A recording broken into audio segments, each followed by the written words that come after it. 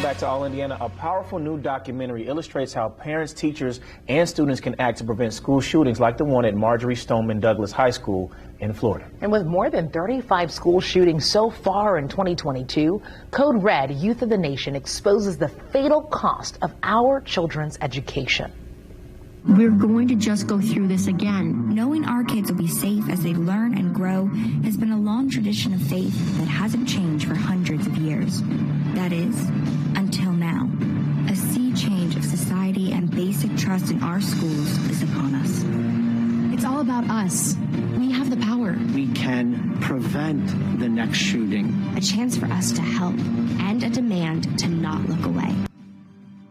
Actress Cassie Skirbo is a former student at Marjory Stoneman Douglas High School. She helped produce this documentary, and she joins us now live. Cassie, just looking at that one snippet, I have chills, my friend. I have chills. Yeah, it's very triggering, but unfortunately, it is the new normal. And you know, a group of friends and myself decided to set out to make something really powerful and to hopefully create change moving forward. It's super imperative. I feel that everybody watches this documentary because it really shows and breaks down what we can do right now. Cassie, how do you process what happened in Parkland? Because so many of us can't imagine. How do you process? I don't think I have really processed it yet. It's still, you know, so surreal to me. You know, you hear about these things often, unfortunately, on the news, but when it's your own high school and the halls that you once walked, it was the biggest heartbreak I've ever felt. And I genuinely have no words. It's gut-wrenching. Cassie, as you know, just last week, the shooter, Nicholas Cruz, was sentenced to 17 life terms for the massacre. What's the message you want to send with this documentary?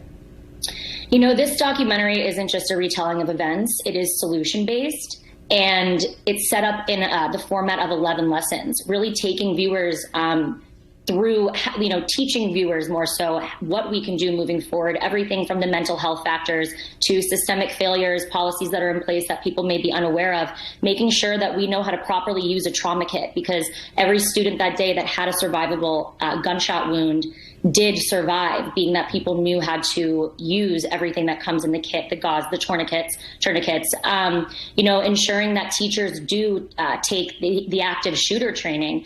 It's extremely, you know, crucial nowadays, as hard as it may seem, but, you know, we do have to face the reality that, as you just stated, there's been 35 school shootings this year already.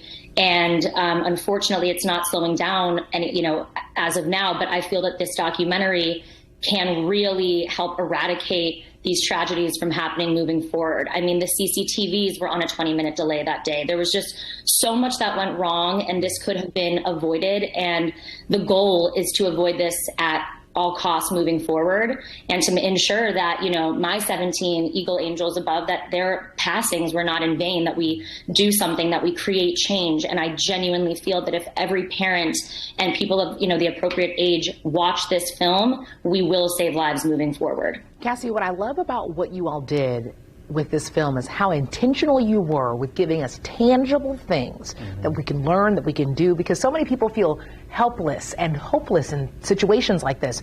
So any particular advice on how we can avoid these tragedies in the future? Watch the documentary. It has it all. Right. I wish, because, you know, there you've got an hour and a half of tangible tools. You know, here, obviously we don't have as long, but it really does break it down. You know, the fact that the on-site officer didn't go into the building, that he had basically hid behind a wall for, I believe it was, you know, 45, 48 minutes.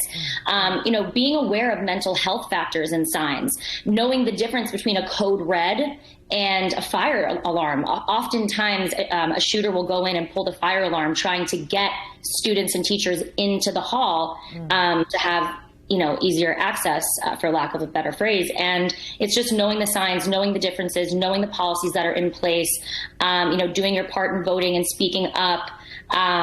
You know, like I said, the camera, you know, the cameras were on a 20-minute delay. I believe that day the towers for the walkies were down. So police were having a really hard time contacting, you know, the school and figuring out where the shooter was due to the delay. So it's just really being aware and making sure that, you know, schools are, you know, that they have everything down pat, from the CCTVs to the law enforcement officials knowing exactly how to engage and neutralize the shooter. That's why they're there, to keep our children protected.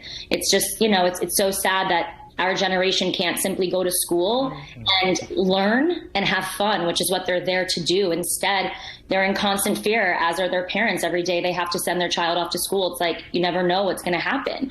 I'm thankful we have this as a tool. Thank you so much. Yes, and I'm very grateful to everybody who worked on this project with me. And I only had been in front of the camera, so I learned a lot about how producing works. And I'm grateful to have been led by such wonderful people, my friend Connor Riley and his family, and just really doing the proper research and ensuring that we got everything right before this came out. Well, you heard Cassie, it first. Yes, Cassie, thank you so much. We'll have the information on where you can see that documentary on our website, allindiana.tv. Cassie, thank you so much again.